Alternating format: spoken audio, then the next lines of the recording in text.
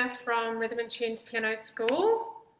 Hope you're all going well. I just am jumping on here just for a couple of minutes. I've got a 2 o'clock class, so just wanted to have a little bit of a chat about a couple of things that have been going on here. So on on Sunday we had a concert, our annual winter concert, and we would normally all come together as a community and play for each other, but with COVID we had to reduce the numbers and have smaller groups playing, but it was still a really beautiful afternoon of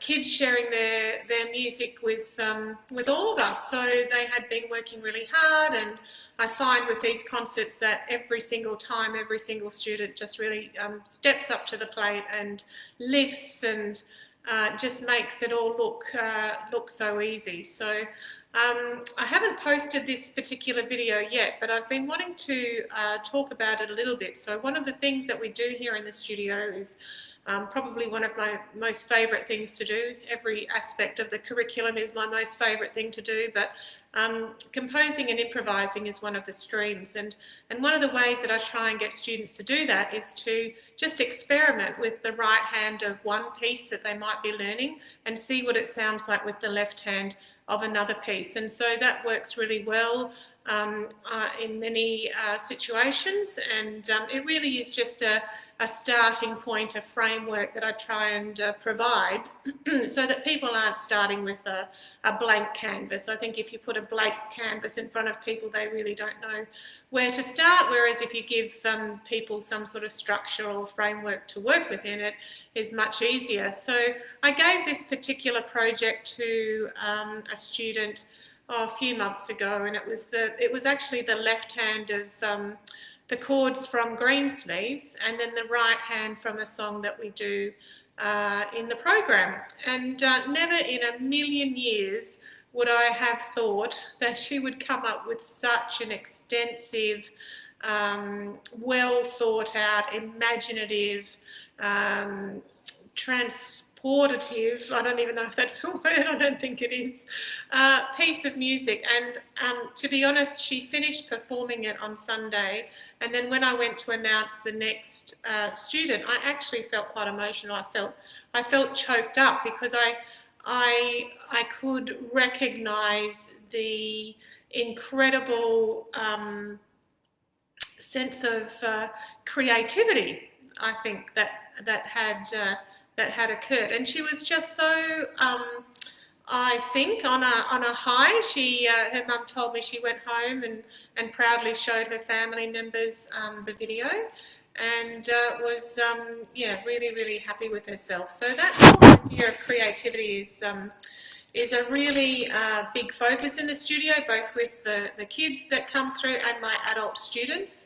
I think it really stimulates the imagination, which is fun. I think it's really fun to imagine different melodies and different sounds and combinations and just put them all together to see what you come up with. I think when you are in the act of creating, it can produce ideas that you wouldn't have had otherwise, and so lots of originality occurs within our compositions. I think it even opens up our mind to different possibilities and just allows us a vehicle through which we can tell a story.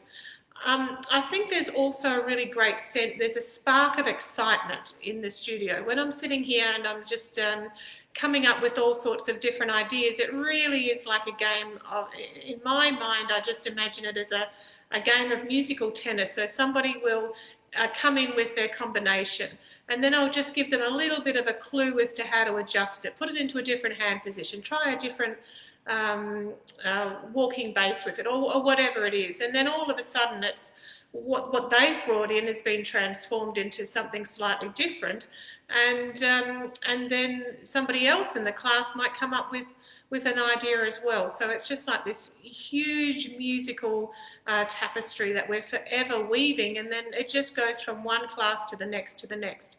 So I think the other aspect about creating is a sense that I've had students, especially adult students, tell me that it provides a space for mindfulness and meditation, and let's face it, we all need that at the moment. So I'm going to post that video a little bit later today, and I encourage you to look at it and just sort of comment, give her some love hearts, because she's done a beautiful job, and I just think she's just so super clever. So keep an eye